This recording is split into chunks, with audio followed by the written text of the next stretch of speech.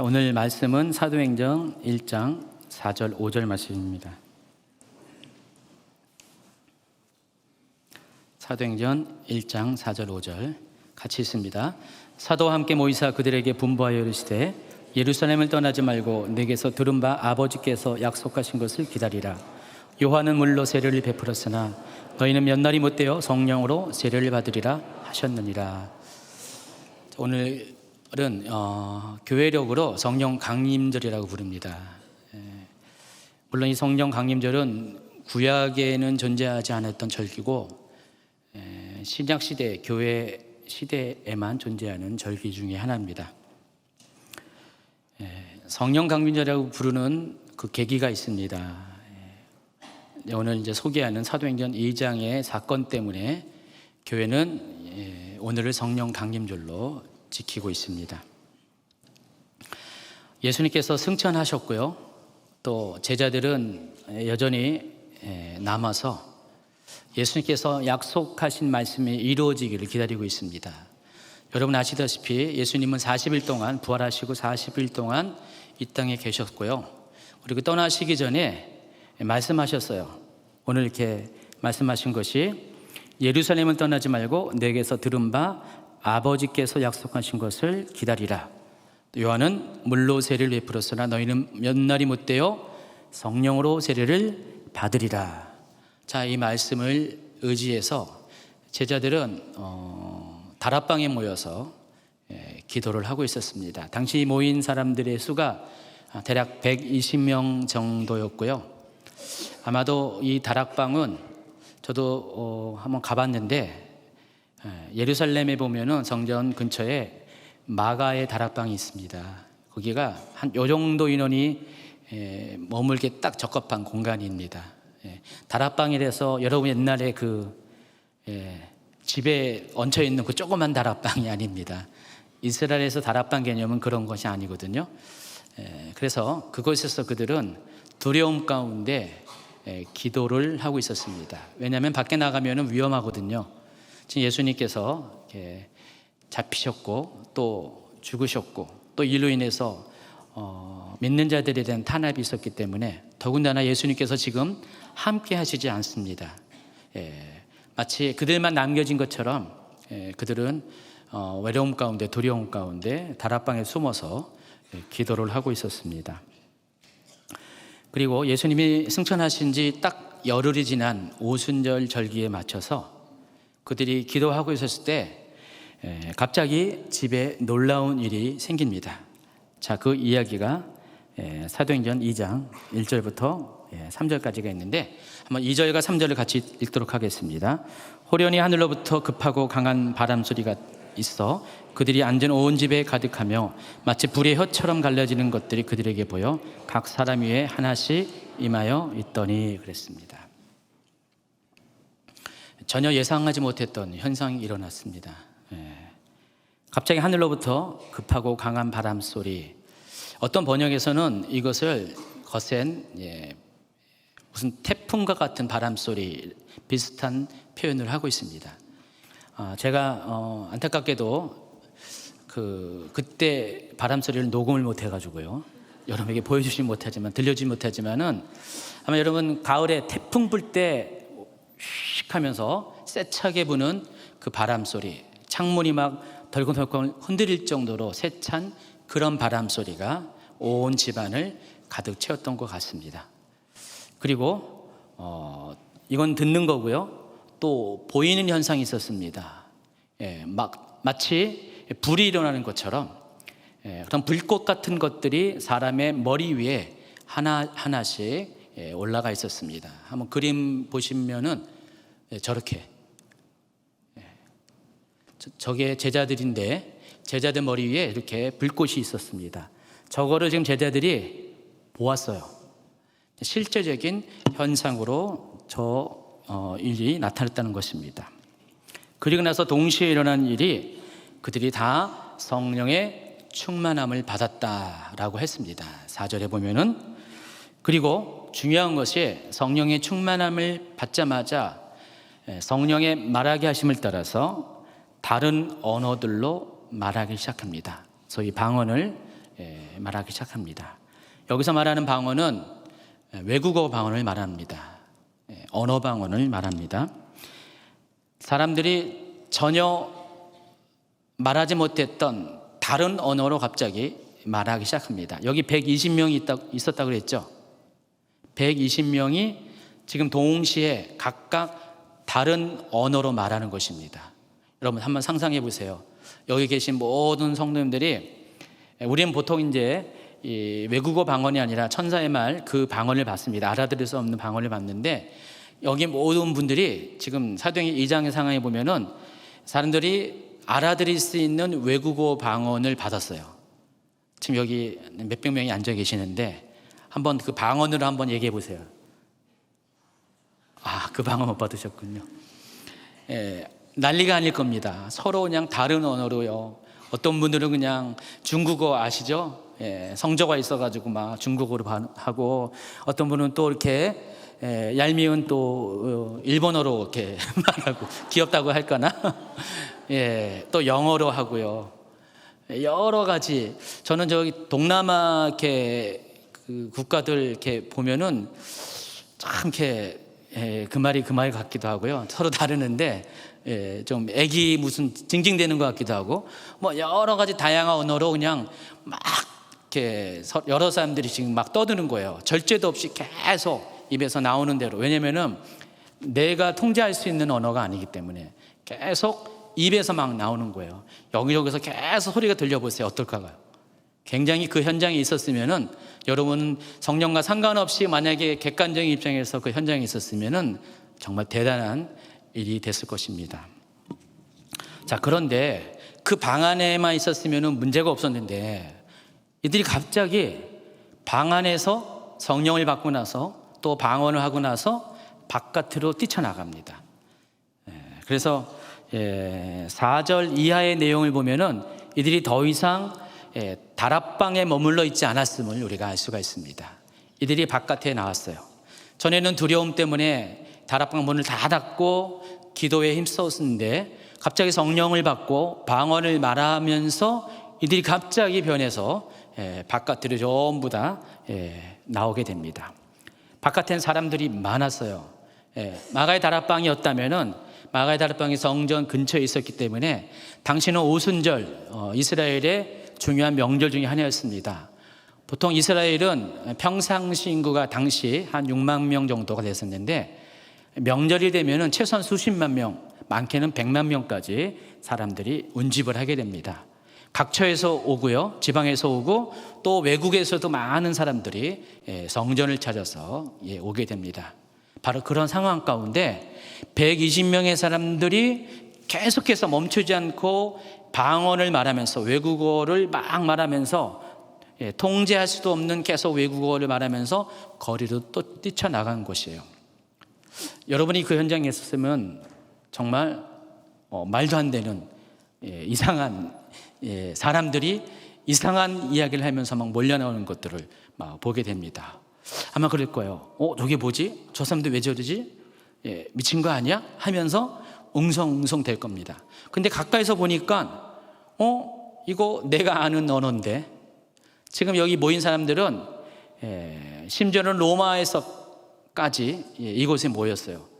그러니까 디아스포라, 흩어진 유대인들 뿐만 아니라 외국인 중에서 유대교에 입교한 사람들까지, 순수한 외국인까지 여기에 많은 사람들이 모였습니다. 그런데 전부 다 그들이 알아들을 수 있는 언어로 그들이 말을 하고 있는 것이에요. 그래서 깜짝 놀랐어요. 도대체 어찌된 일인가? 저 사람들은 분명 갈릴리 사람인데, 외국어를 할 줄 모르는 사람인데 어떻게 전부 다 각자 외국어를 할 수 있는가? 깜짝 놀랐습니다. 더 놀라운 일은 그들이 말한 내용이에요. 그들의 방언 속에 있는 그 내용이 그들을 더욱더 놀라게 했습니다. 그래서 11절에 보면은 우리가 다 우리의 각 언어로 하나님의 큰 일을 말함을 듣는도다 그랬어요. 여기서 하나님의 큰 일이 의미하는 게 뭐냐? 그러니까 구약 전체를 통해서 하나님께서 행하시는 바로 하나님의 구속사적인 일들을 말하는 것입니다. 쉽게 이야기하면은 바로 하나님께서 메시아를 예비하셨고, 또 메시아를 장차 보내주실 것이다. 바로 그 이야기인데, 지금 이들 제자들이 방언을 통해서, 외국어 방언을 통해서 사람들이 듣게 하는 그 내용이 뭐냐? 바로 그 얘기를 하고 있는 것이에요. 근데 그 내용이 예수께서 그리스도로 오셨다는 것. 예수님께서 지금 그리스도로 오셔가지고 고난당하시고 십자가에 못 박히시고 부활하시고 승천하셨다는 그 얘기를 지금 방언으로 막 하는 거예요. 각 나라 사람들에게 말을 하고 있다는 것입니다. 최소한 수십 개의 언어로 그 이야기를 하니까 거기에 모였던 수많은 군중들이 그걸 다 이해하게 되었다는 것입니다. 그래서 깜짝 놀란 거예요. 처음에는 그들 자체가 방언한다는 것이 놀랬고요. 외국어 방언하는 거 놀랬고, 두 번째가 그 내용이 바로 복음에 관한 것이기 때문에 놀랐다는 것입니다. 이러한 소동 가운데 베드로가 이 놀라운 일이 어떻게 되어진 것에 대해서 설명을 합니다. 13절에 보면은 어떤 사람들은 그들이 술 취했다라고 합니다. 근데 이 얘기를 들은 베드로가 14절, 15절, 16절 같이 읽습니다. 베드로가 11 사도와 함께 서서 소리를 높여 이르되 유대인들과 예루살렘에 사는 모든 사람들아, 이 일을 너희로 알게 할 것이니 내 말에 귀를 기울이라. 때가 제3신이 너희 생각과 같이 이 사람들이 취한 것이 아니라 이는 곧 선지자 요엘을 통하여 말씀하신 것이니.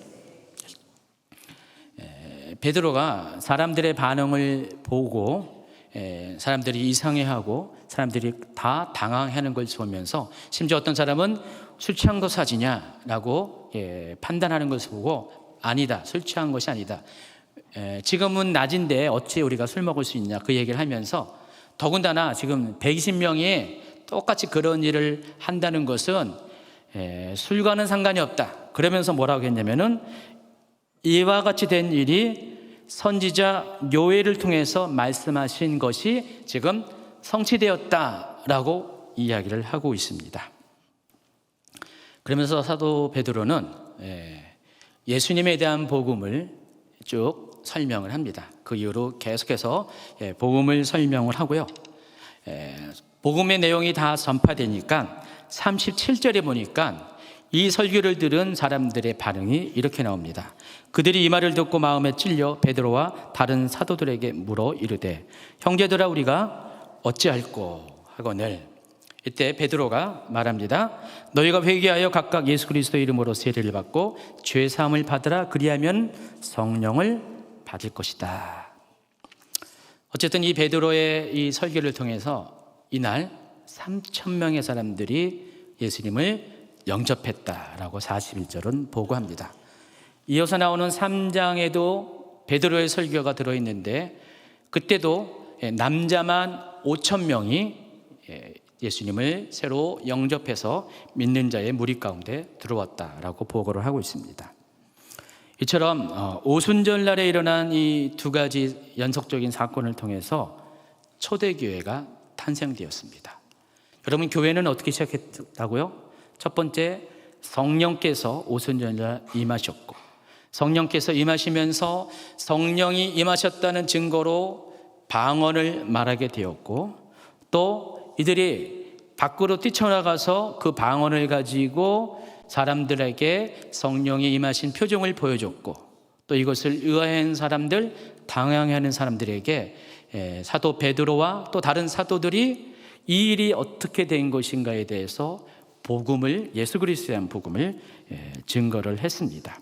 그리할 때 사람들이 회개해서 예수님을 영접하게 되었고, 이 일이 몇 명만 그런 것이 아니라 수천 명 단위로 이들이 예수님을 영접하는 일이 생겼습니다.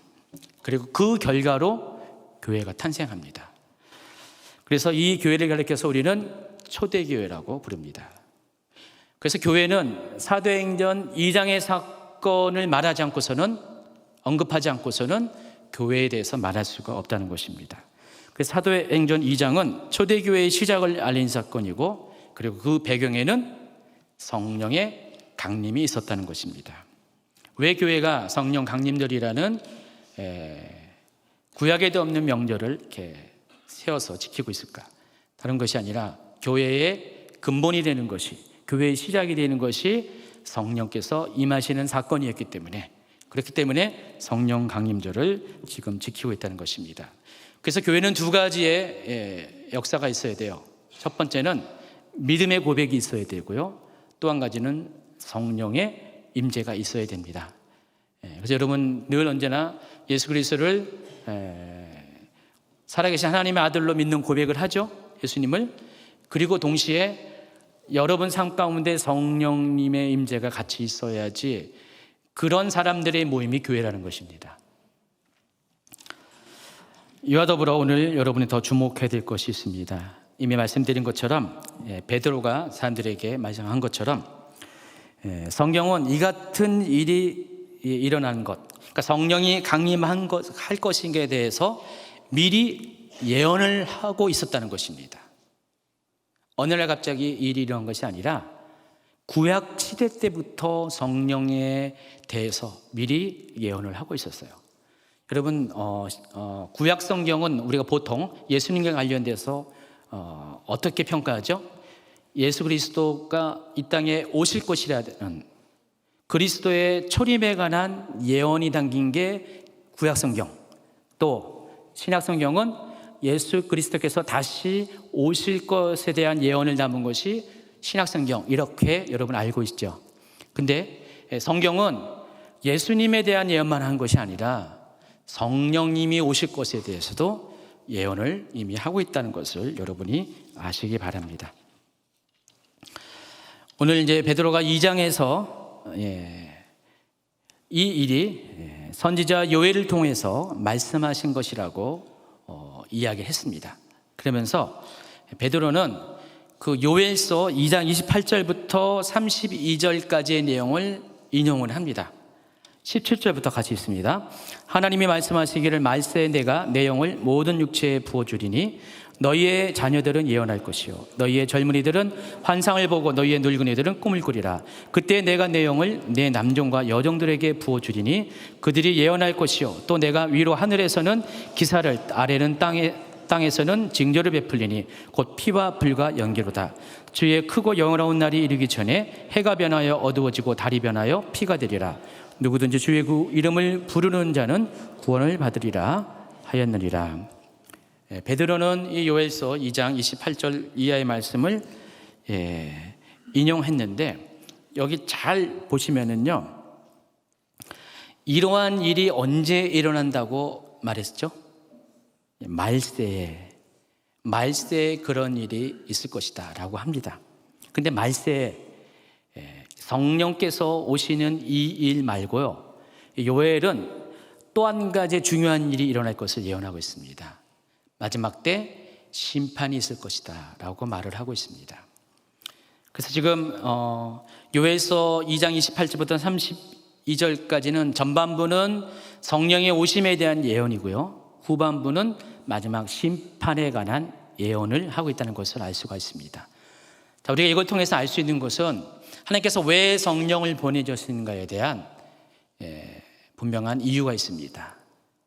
바로 심판을 준비하기 위해서 성령을 보내셨다는 것입니다. 그러니까 심판에 앞서서 성령을 보내주셨고, 성령께서 하시는 일이 바로 그와 연관된 것이라는 것을 여러분이 알고 계시기 바랍니다. 이것은 구체적으로 차차 이야기를 하겠습니다.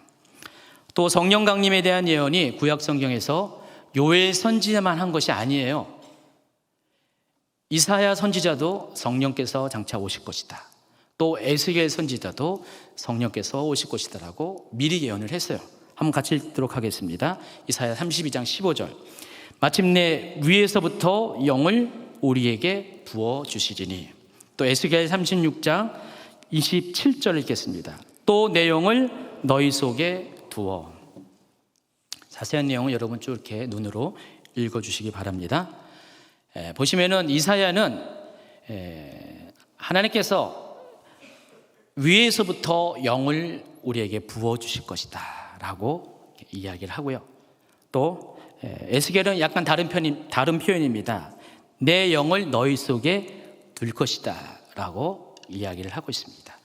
이것이 성령의 오심에 대한 구약의 예언들입니다. 요엘 선지자, 이사야 선지자, 에스겔은 물론 제사장이지만 또한 선지자이기도 하죠. 그래서 이 세 명의 선지자를 통해서 하나님께서는 그리스도의 오심만 예언한 것이 아니라 이렇게 성령의 오심에 대해서도 미리 예언을 하셨다는 것입니다.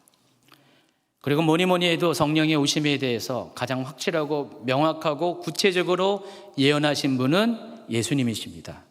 그래서 오늘 1장 4절에, 본문이 1장 4절에 다시 한번 읽어보시면은 예루살렘을 떠나지 말고 내게서 들은 바 아버지께서 약속하신 것을 기다리라. 그리고 5절에는 성령으로 세례를 받게 할 것이다 라고 예수님이 말씀하셨어요. 근데 여기서 아버지께서 약속하신 것이 무엇인가에 대해서 여러분 좀 알아야 될 필요가 있습니다. 이와 동일한 표현이 같은 저자인 누가가 지은 누가복음 24장 49절에 비슷한 표현이 나와 있습니다. 이건 같이 읽어볼까요? 볼지어다 내가 내 아버지께서 약속하신 것을 너희에게 보내리니 너희는 위로부터 능력으로 입혀질 때까지 이 성에 머물라 하시니라. 이렇게 말씀하셨어요.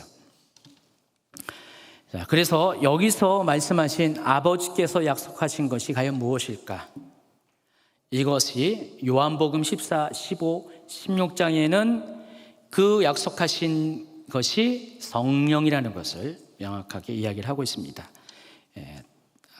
또 요한복음 14장에 있는 몇 개의 절을 같이 읽도록 하겠습니다. 빠른 속도로 내가 아버지께 구하겠으니 그가 또 다른 보혜사를 너희에게 주사 영원토록 너희와 함께 있게 하리니 그는 진리의 영이라 세상은 능히 그를 받지 못하나니 이는 그를 보지도 못하고 알지도 못함이라.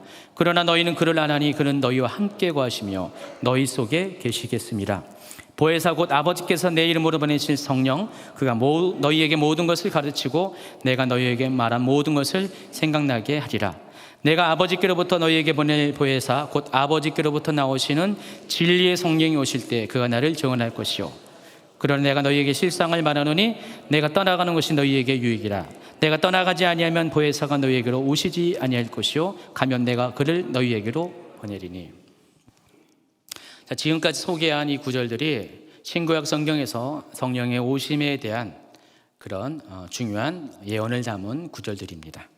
그래서 이 구절들을 통해서 선지자들의 예언과 예수님의 예언을 종합해서 아버지께서 약속하신 성령이 과연 어떤 분이신가에 대해서 여러분에게 좀 설명을 해드리도록 하겠습니다.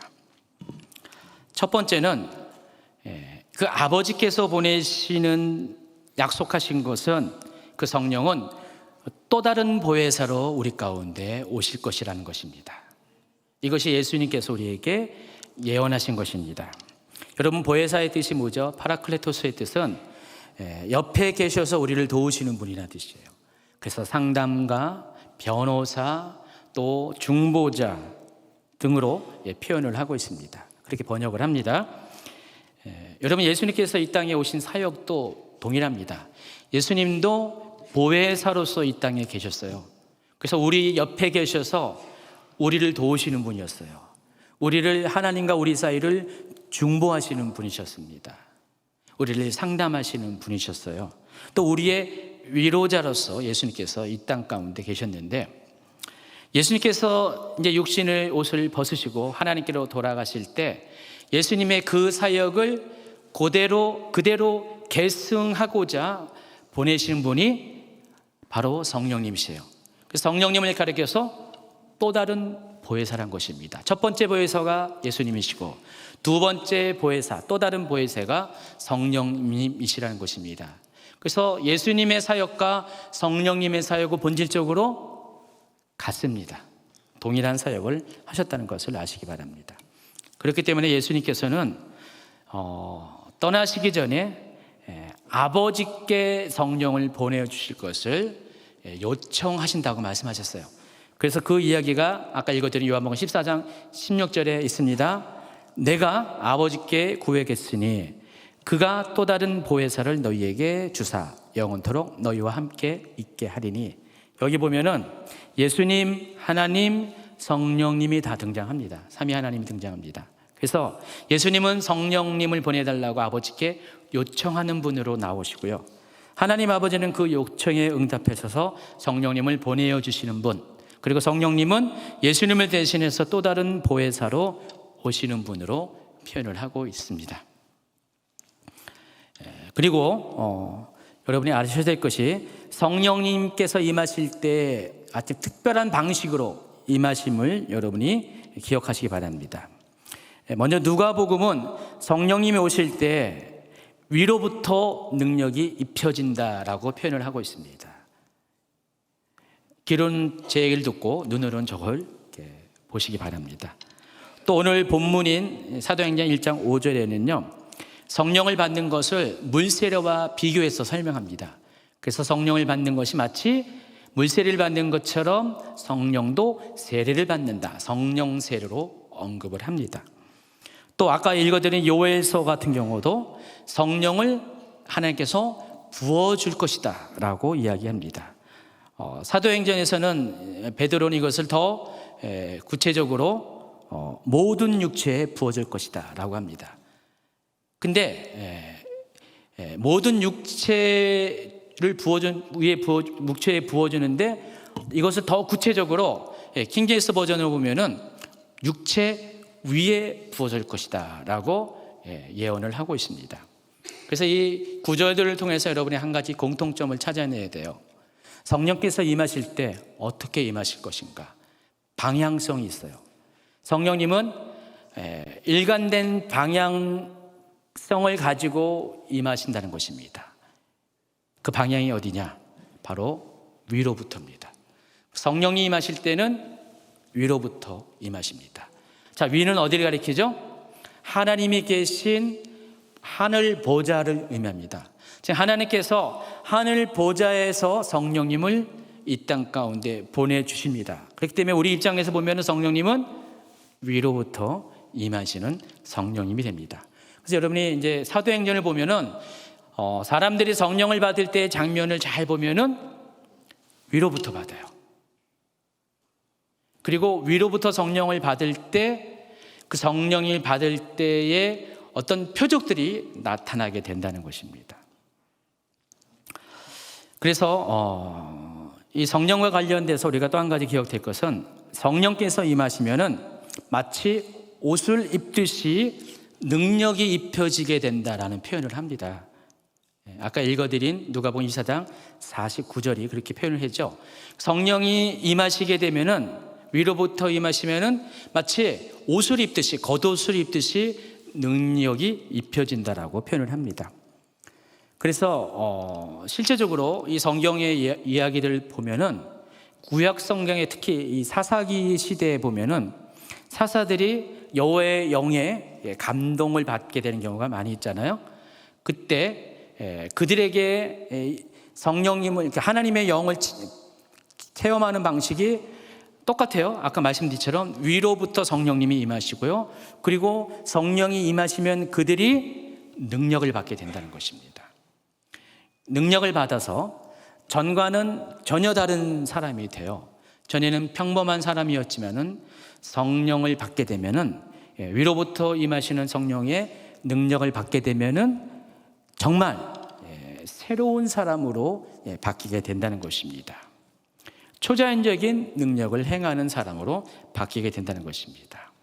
이것이 성령을 받을 때에 나타나는 현상이라는 것입니다. 자, 그래서 그러한 일들이 그때만 그랬을까요? 구약 성경에만 그랬을까요? 아니죠. 신약시대의 역사 가운데도 있고요. 그리고 그 이후에 오늘날에 지금까지도 성령을 받을 때는 이렇게 능력의 겉옷이 입혀지는 것처럼 성령을 받은 사람들 가운데는 이렇게 능력이 나타나게 된다는 것입니다. 또 한 가지, 과거에는요 어떤 특정한 사람들만 성령을 받았어요. 가령 왕이나 제사장이나 선지자와 같은 사람들은 기름 부음 의식이라는 특별한 의식을 통해서 구별되는 그런 의식을 치렀죠. 그때 성령님이 임하셨어요. 그런데 오늘날에는요 과거처럼 어제 특별한 소수의 사람들만 성령을 받는 게 아니라 모든 사람 가운데 성령이 임하시게 됐습니다. 지금 요엘 선지자는 그렇게 예언을 한 거예요. 모든 육체 위에 성령이 임하실 것이다 라고 예언을 했습니다. 왜 그럴까요? 우리는 예수 그리스도 안에서 이미 왕과 제사장과 선지자의 기름 부음을 받았기 때문에 그래요.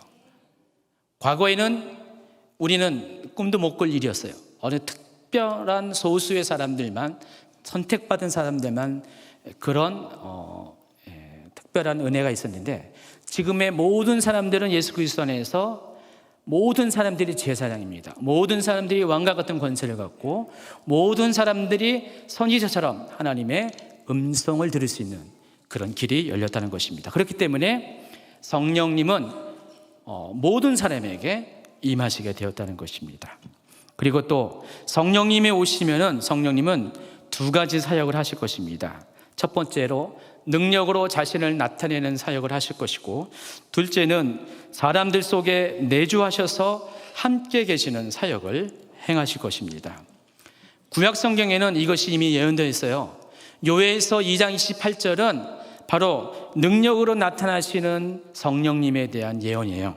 다시 읽어볼까요? 그 후에 내가 내 영을 만민에게 부어주리니 너희 자녀들이 장래일을 말할 것이며 너희 늙은이는 꿈을 꾸며 너희 젊은이는 이상을 볼 것이며. 여기 보면은 예언과 꿈과 이상, 환상을 이야기하는데, 이것은 평범한 사람들이 가지고 있는 것이 아니라 특별한 능력의 사람들만이 할 수 있는 것입니다. 물론 여러분이 꾸는 꿈도 있지만은 그 꿈은 예언적인 꿈이 아니에요. 여기서 말하는 것은 예언적인 꿈을 말하는 것입니다. 그래서 이것은 성령을 받을 때 나타나는 어떤 능력의 현상 중에 하나라는 것입니다. 또 에스겔서는요, 성령님의 두 번째 사역인 함께 계시는 사역에 대해서 소개를 합니다. 아까도 읽어드렸지만 이번엔 정확하게 읽습니다. 36장 26, 27절 같이 있습니다. 또 새 영을 너희 속에 두고 새 마음을 너희에게 주되 너희 육신에서 굳은 마음을 제거하고 부드러운 마음을 줄 것이며 또 내 영을 너희 속에 두어 너희로 내 율례를 행하게 하리니 너희가 내 규례를 지켜 행할지라. 성령께서 오시면은요, 이러한 일을 행할 것이라고 말씀을 하고 있어요. 우리 안에 성령께서 들어오셔서 우리의 마음을 새롭게 하십니다. 그리고 우리 속에 있는 굳어진 육신의 마음을 제거하고 하나님 앞에 부드러운 마음을 줄 것이라고. 그리고 또 성령님이 오시면은 하나님의 마음을, 하나님의 율법을 지켜 행할 수 있는 그런 사람이 되게 하실 것이다 라고 합니다. 성령님의 사역입니다. 예수님도 동일한 이야기를 하셨어요. 누가복음 24장 49절 또 반복적으로 얘기하는데, 내가 내 아버지께서 약속하신 것을 너희에게 보내리니 너희는 위로부터 능력으로 입혀질 것이다 라고 말씀하셨고요. 또 요한복음은 내주하시는 성령의 사역에 대해서 설명을 하고 있습니다. 그는 진리의 영이라 세상은 능히 그를 받지 못하나니 이는 그를 보지도 못하고 알지도 못함이라. 그러나 너희는 그를 아나니 그는 너희와 함께 거하시며 또 너희 속에 계시겠습니다. 또 보혜사 곧 아버지께서 내 이름으로 보내실 성령, 그가 너희에게 모든 것을 가르치고 내가 너희에게 말한 모든 것을 생각나게 하리라 그랬습니다. 제가 성경을 너무 많이 읽어가지고요, 여러분이 성경을 많이 읽을 때는 굉장히 여러분 부담이 돼가지고요, 왠지 모르게 이 성경에 취해서 주무시는 분들이 생기시더라고요. 간증을 하면 확 깨어나는데 성경을 말하면은 잠이 오시는 분이 계세요. 그렇죠? 예, 아니에요? 네.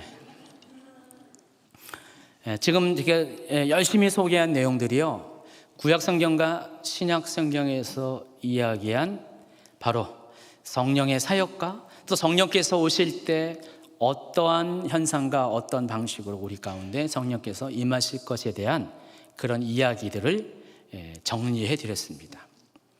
성경에는 이렇게 성령에 대한 예언들이 있었다는 것입니다. 예수님에 대한 예언만 있는 게 아니라, 그리스도에 대한 예언만 있는 것이 아니라 성령님에 대한 예언도 이미 충분히 구약 성경, 신약 성경에 이미 있었다는 사실을 아시기 바랍니다.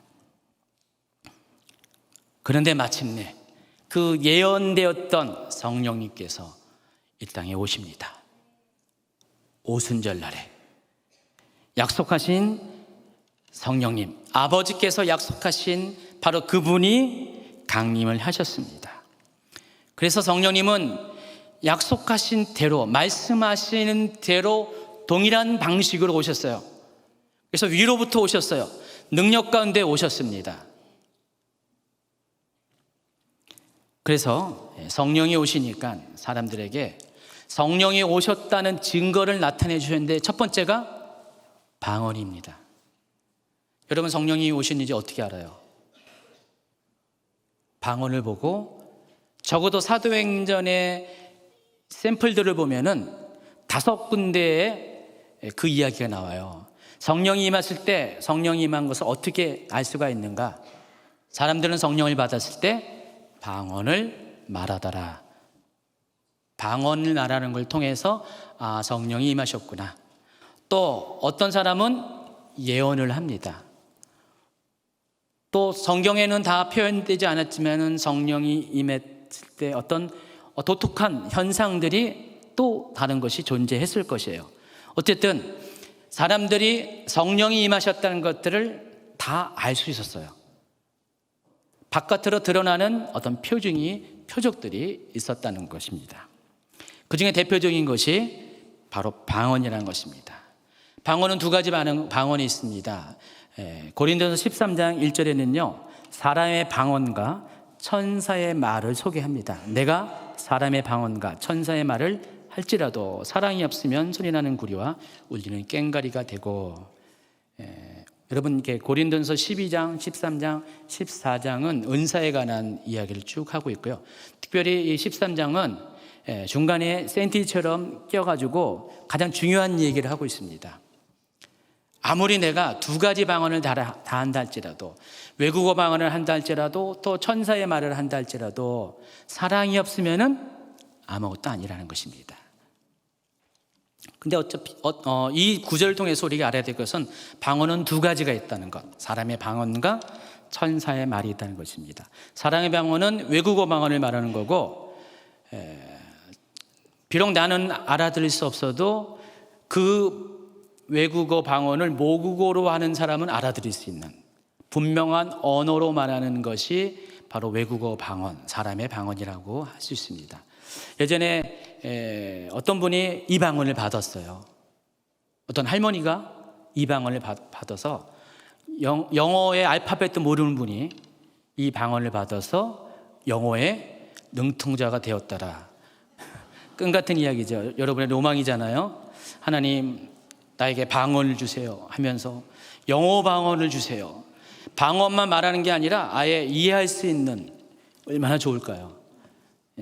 여러분, 기도하세요. 지금도 그런 일이 일어난다니까요. 그래서 우리 가운데도 이렇게 외국어 방언을 하는 분들이 많아졌으면 좋겠습니다. 그래서 선교 나갈 때 너무 편하잖아요. 그런 분들 딱 집어가지고 아예 선교 나가기 전에 그 기도하고 가세요.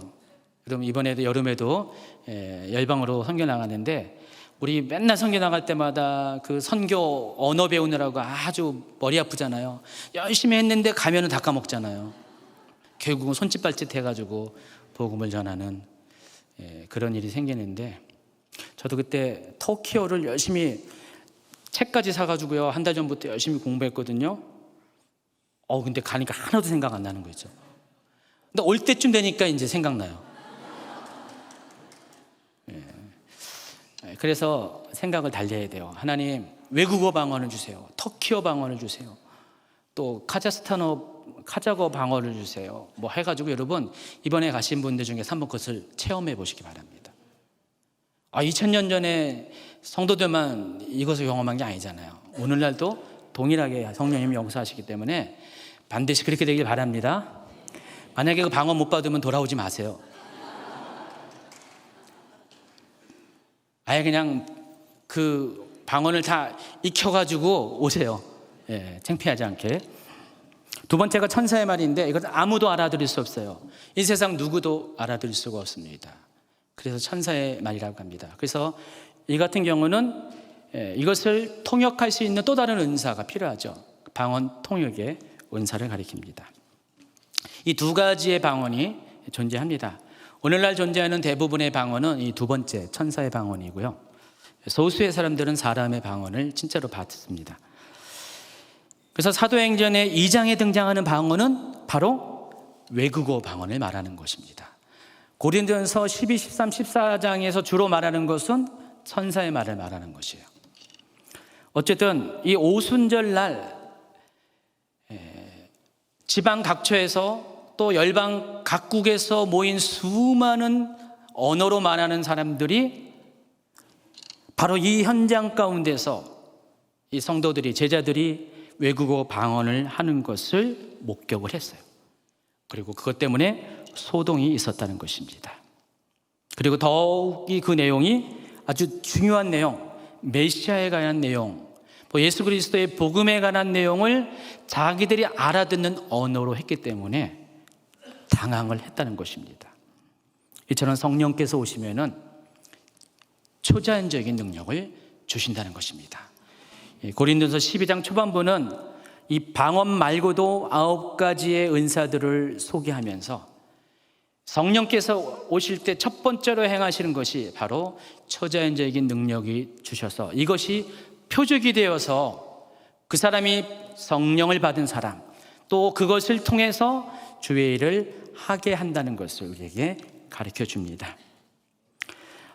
선지자의 요엘에 아까 요엘서 2장 28절에 보면은 그 후에 내가 내 영을 만민에게 부어줄 것이다 라고 했습니다.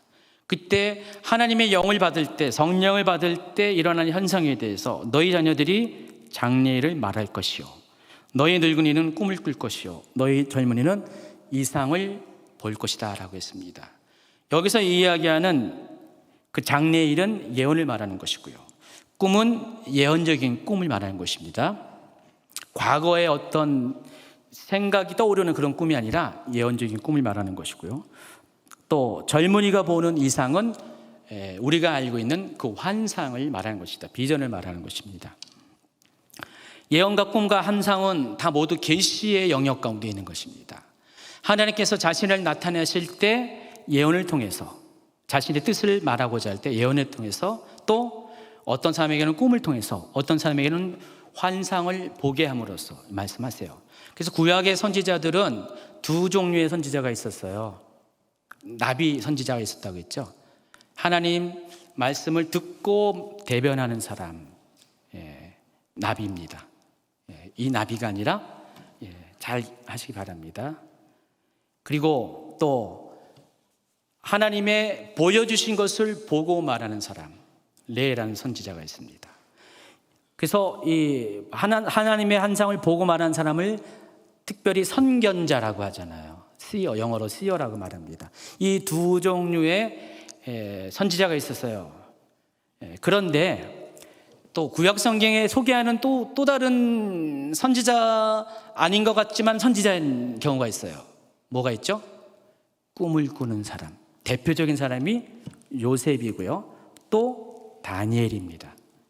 다 이들 모두가 다 하나님의 마음과 뜻과 계획을 알고 그것을 사람들에게 전하는 위치에 있었던 사람입니다. 근데 이들에게 세 가지 방식으로 하나님께서 계시를 하신 것이에요. 하나님의 뜻을.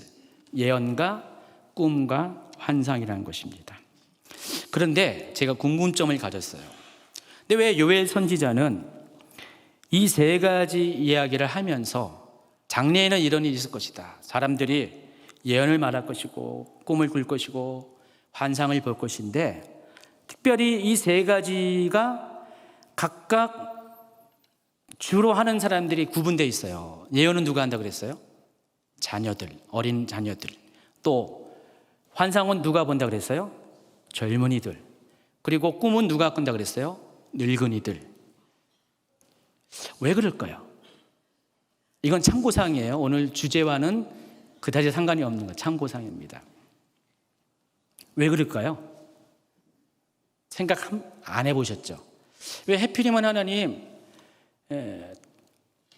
젊은이에게 꿈을 줄 수도 있고 또 늙은이에게도 또 예언을 하게 할 수 있는데, 물론 모든 젊은이들은 환상만 보고 모든 늙은이들은 꿈을 꾸고 그런 건 아닙니다. 근데 보편적으로 이런 일이 있을 것이다 라고 말을 했는데 왜 그럴까요? 궁금을 하셔야 됩니다. 제가 이렇게 생각을 해봤더니 이유가 있어요. 왜냐면은 하나님이 이 계시를 주셔도 사람들의 연령층에 따라서 받아들이는 태도가 달라요. 아이들은 어떨 것 같아요? 뭘 줘도 100% 그대로 수용합니다. 젊은이들은 약간 머리가 컸다고 어떻게 해요? 봐야지 좀 수용을 하고요. 늙은이들은 어떨까요? 들어도 보여줘도 안 믿어. 그러니까 재워놓고 꿈을 꾸게 하신다. 그래서 하나님은, 여러분 중요한 것은 내가 어떻든 간에, 내가 어떤 고집이 있든 간에 하나님은 누구에게도 말씀하시는 거예요. 어떤 사람에게는 마음이 부드럽고 열려있는 사람에게는 예언을 하게 하시고요. 좀 이렇게 봐야지 믿는 사람은 환상을 보게 하시고, 이것저것도 안 된 사람은 재워놓고 꿈을 집어넣으신다. 나는 과연 어떤 케이스인가? 성령님이 오시면은 이러한 일이 있을 것이다. 이런 초자연적인 계시가 풀어지는 역사가 있을 것이다라고 말을 하고 있습니다. 또 성령의 사역은 그것으로 끝나는 것이 아니라 내주하셔서 함께 하신다고 분명히 말씀하고 있어요. 다시 한번 요한복음 14장 17절 읽겠습니다. 그는 진리의 영이라 세상은 능히 그를 받지 못하나니 이는 그를 보지도 못하고 알지도 못함이라. 그러나 너희는 그를 아나니 그는 너희와 함께 거하시며 또 너희 속에 계시겠습니다. 그러니까 성령께서 오시면은 우리에게 어떤 초자연적인 능력을 통해서 성령이 임하셨다는 표정만 보여주는 것이 아니라 우리 안에 함께 계신다고 분명히 말씀하십니다. 이것을 성령의 내주라고 표현하는데, 그렇다면 왜 성령께서 우리와 함께 계실까요? 왜 내주하실까요? 이것에 대한 힌트가 요한복음 14장 26절에 나와 있습니다. 같이 있습니다.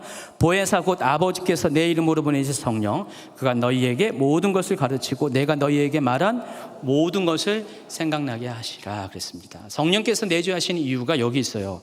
모든 것을 가르치고 모든 것을 생각나게 하시려고. 성령님이 여러분 안에 계신 이유가 그렇다는 것입니다. 여러분이 성령님이 여러분 안에 계시잖아요. 달라지는 현상이 전에는 몰랐던 것들이 깨달아집니다. 전에는 잊어버렸던 것들이 생각납니다. 여러분 저 정도 나이가 되면 아마 저보다 더 이른 나이에 이걸 많이 경험하잖아요. 생각이 안 나잖아요. 제가 찬양 사역 하다가 어느 때부터 찬양 사역을 안 하잖아요. 물론 최 목사님이 더 이상 하지 말라, 그런 것도 있지만은, 아니 설교에 집중하라고. 근데 언젠가부터 안 보여요.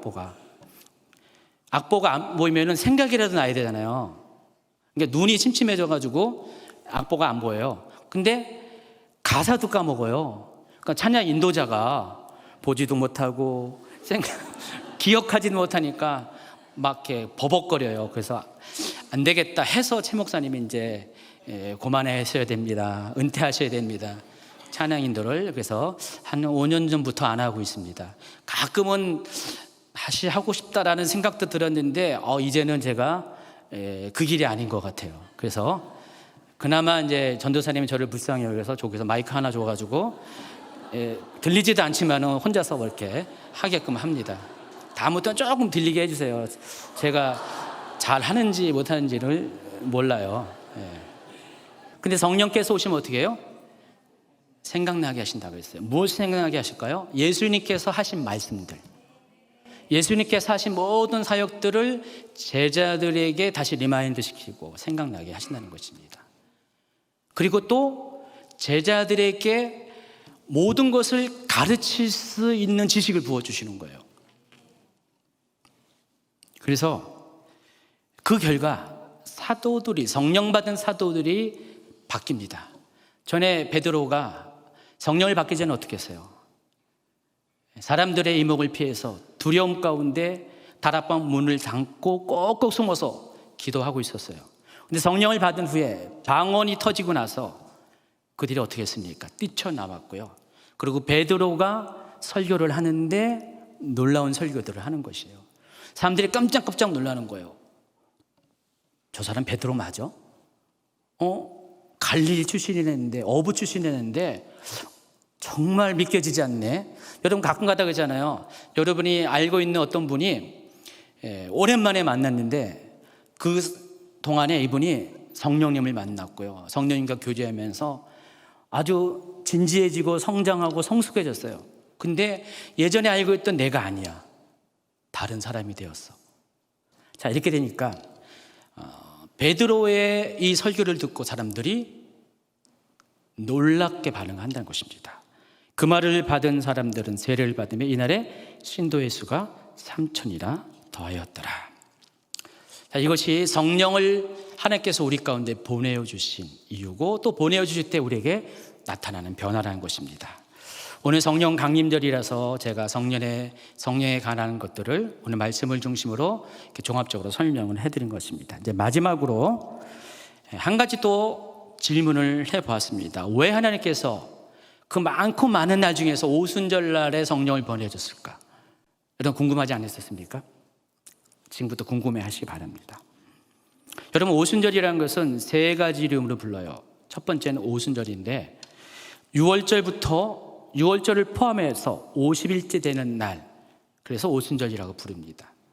또 6월절 다음 날부터 7주가 지나간 날 해서 77절이라고 부릅니다. 그리고 세 번째로 부르는 것이 농경과 관련해서 맥추절이라고 부릅니다. 여기서 이 맥자는 오해하지 마세요. 보리맥이 아닙니다. 밀맥이에요. 여러분 한자 중에서 보리맥도 있고 밀맥도 있습니다. 여기서는 밀맥입니다. 그래서 이때 밀추수가 본격적으로 시작됩니다. 이스라엘의 농경 사이클은요, 곡식의 경우 두 번의 추수가 있는데 보리추수와 밀추수가 있습니다. 보리추수는 봄절기에 시작되고요, 또 밀추수는 그보다 50일 뒤에 이 초여름, 바로 오늘 이때부터 보리추수가 시작됩니다. 한국은요 한 7, 8월에 여름에 좀 이렇게 여름이 깊어지면 보리추수가 있죠. 그래서 이스라엘은 이게 두 개의 곡식 치수가 있습니다. 그래서 이 초실절을 가리켜서 보리의 맥추절이라고 부르고요, 오순절을 가리켜서 밀의 맥추절이라고 부르기도 합니다. 그런데 여러분이 이제 제가 엄청나게 많이 강조하고 반복해서 얘기해서 기억할 겁니다. 이스라엘은 모두 7대 절기가 있어요. 공식적으로 하나님께서 이스라엘에게 지키라고 명하신 절기가 7가지가 있는데 7대 절기라고 합니다. 근데 이 7대 절기는 예수님의 사역, 그리스도로서의 예수님의 사역을 예표하는 것입니다. 그리고 하나님께서는 이 7대 절기의 사이클 안에 하나님의 구속사적 역사를 다 거기에 예정해 놓으셨어요. 그래서 예수님은 봄절기인 6월절에 맞춰서 어린 양으로 돌아가셨습니다. 여러분 6월절에 어린 양을 잡는 것처럼 예수님도 어린 양이 되어서 사람들의 죄를 대속하는 사역을 하셨습니다. 또 6월절부터 동시 시작되는 이 무교절 기간 동안에 예수님은 무덤 가운데 계셨고요. 그래서 우리 안에 있는 모든 누룩을 제거하게 하셨고요. 그리고 6월절 기간, 무교절 기간에 첫 번째로 오는 안식일 다음 날인 초실절 날 부활하셔서 부활의 첫 열매가 되셨습니다. 초실절은 보리의 첫 열매, 곡식으로는 그 해의 농사의 첫 열매를 하나님께 드리는 날이잖아요. 그러니까 예수님도 부활에 있어서 첫 번째 열매가 되셨다는 것입니다. 여기에 관련된 설교는 제가 부활절에 했던 설교를 참조하시면 돼요. 그래서 예수님은 봄절기의 사역을 완성시켰어요. 초림 때에 2000년 전에 완성을 했고요. 이제 남은 거는 그 나머지 4개의 절기인데 그 중에서 가을절기로 일단 넘어갑니다. 가을절기는 나팔절부터 시작하고요. 한국 태양력으로는 9월, 10월 그 사이에 있습니다. 이 나팔절 때 예수님께서 다시 오시게 됩니다. 그래서 어떤 이단들은요, 나팔절 날짜를 맨날 계산해가지고요, 예수님 재림 날짜를 막 추정하기도 합니다. 그리고 대속죄일 때, 대속죄일이 우리 이제 마지막 때 엔타임의 시간표로 보면은 환란의 시기를 말하는 것입니다. 그리고 이 환란의 시기를 넘어서 7년 환란의 시기를 넘어서 또 마지막으로 남은 것이 초막절, 수장절, 장막절이라고 동시에 같이 부르는 요때인데, 이게 마지막 절기인데 이때가 천년왕국을 상징하는 것입니다. 예수님은 이미 봄절기를 정확하게 맞춰서 자신의 사역을 완성하셨고, 또 다시 오실 때에는 이 가을절기에 맞춰서 사역을 완성시킬 것입니다. 자, 그런데 하나가 남았잖아요. 오순절, 칠칠절, 맥추절로 부르는 이 여름절기인 오순절이 남아 있습니다. 초여름절기인 오순절이 남아 있습니다. 근데 어떻게 보면은요, 오순절은 예수님과 아무런 상관이 없어 보이잖아요. 근데 상관이 있습니다.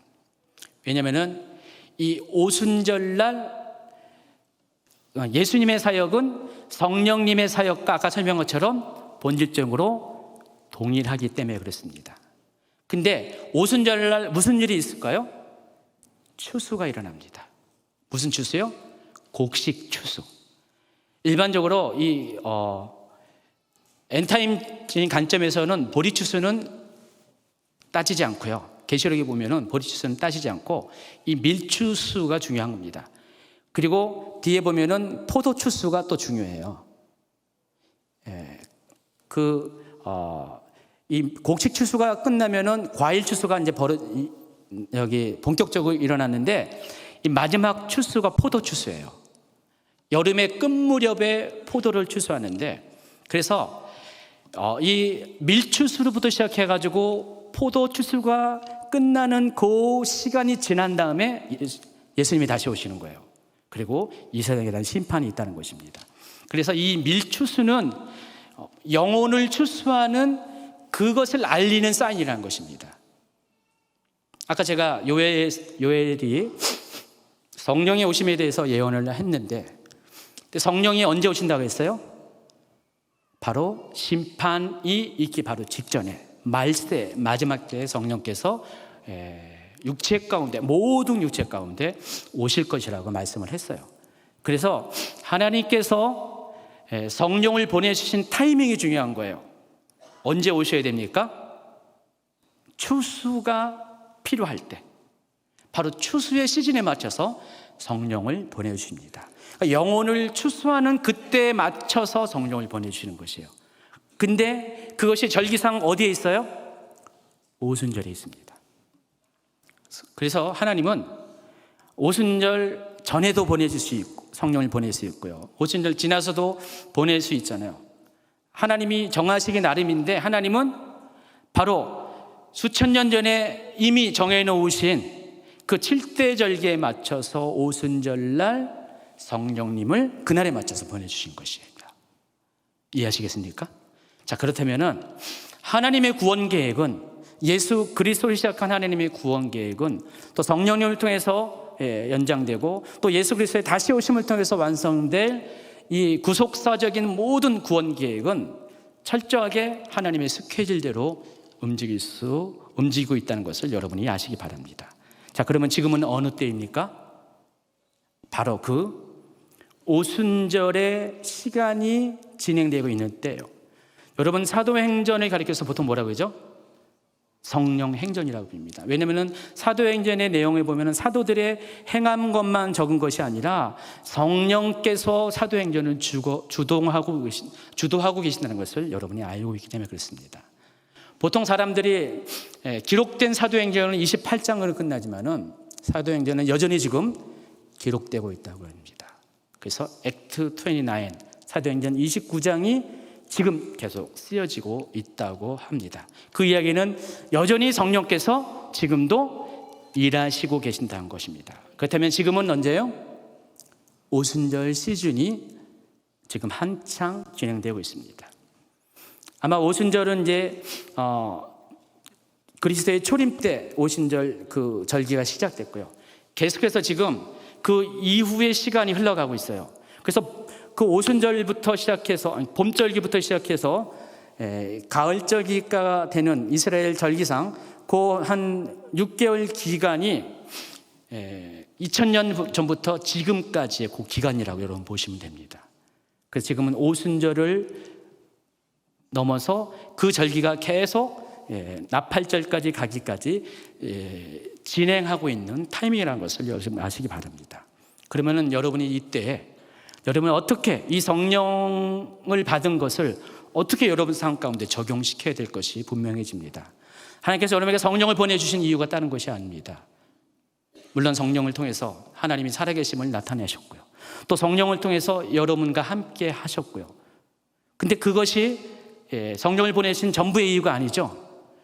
그걸 통해서 행하고자 하신 것들이 뭐죠? 바로 복음을 전파하는 것, 영혼을 추수하게 하는 것. 왜 그럴까요? 곧 심판이 임하기 때문에. 이것이 성령이 이 땅에 오신 이유라는 것입니다. 그래서 교회는 또 개인은 이 하나님의 계획과 하나님의 비전에 맞춰서 따라가야 된다는 것입니다. 그래서 지금 주인대교회도 그렇고요, 여러분 개인의 삶도 이 비전에 맞춰서 사셔야 된다는 것입니다. 여러분, 그래서 여러분의 삶의 그 의미가, 목표가 복음을 전파하는 일에 여러분 최선을 다해야 되는데, 복음을 전파하기 위해서는 먼저 성령을 받아야 됩니다.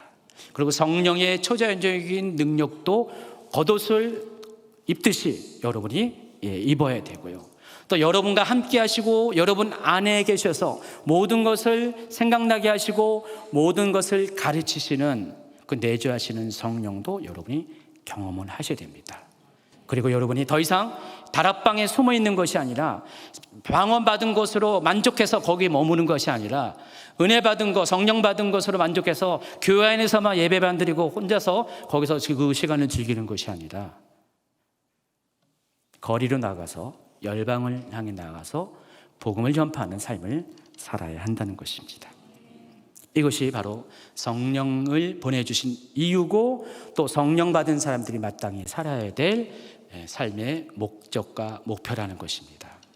여러분, 이렇게 살겠습니까?